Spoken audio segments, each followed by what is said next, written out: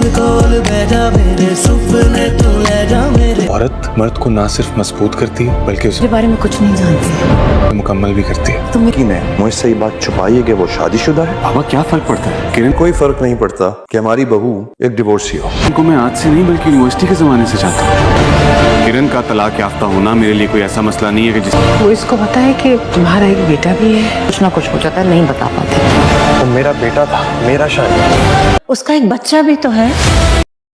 मुइज़ के इज़हार मोहब्बत के बाद किरण राज़ी हो चुकी है मुइज़ से शादी करने के लिए, लेकिन किरण और उसकी मां को यही परेशानी है कि किरण के बेटे के बाबत कुछ भी नहीं पता है मुइज़ को। किरण ने काफ़ी बार कोशिश भी की है कि वो मुइज़ अपने बेटे के बारे में मुइज़ को इल्म में दे सके कि उसका एक बेटा भी है, लेकिन मुइज़ अपनी मोहब्बत में इस कदर पागल हो रहा है कि वो किरण के अलावा कुछ भी नहीं देख पा रहा। यहाँ मुइज़ के वालिदैन को भी इस बात पर एतराज़ है कि वो अपने इकलौते बेटे की शादी एक शादीशुदा और एक बेटे की मां से कैसे कर दे।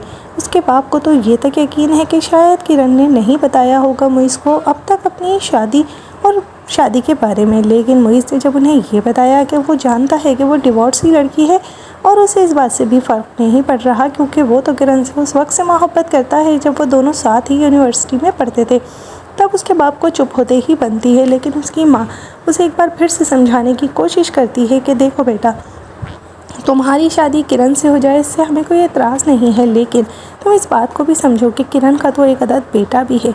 जिसे सुनकर मुइज़ काफ़ी ज़्यादा हैरान हो जाता है क्योंकि उसके इल्म में ये बात नहीं थी कि किरण का एक अदद बेटा भी है। और इधर सैफ को भी इसी बात की परेशानी लगी हुई है कि अब वो अपने बेटे को हासिल करना चाहता है क्योंकि फरियाल की माँ ना बनने की वजह से वो काफ़ी ज़्यादा परेशान था और फरियाल ने ही उसे ये रास्ता दिखाया है कि उसका अपना एक बेटा है और जिसे वो हासिल कर सकता है। और अब सैफ हासिल करना चाहता है अपने बेटे को, तो क्या किरण मुइज़ से शादी करने के लिए अपना बेटा सैफ के हवाले कर देगी या फिर मुइज़ किरण के साथ उसके बेटे को भी हमेशा के लिए अपना ले जाए। आगे की अपडेट्स के लिए चैनल को ज़रूर सब्सक्राइब कीजिएगा। शुक्रिया।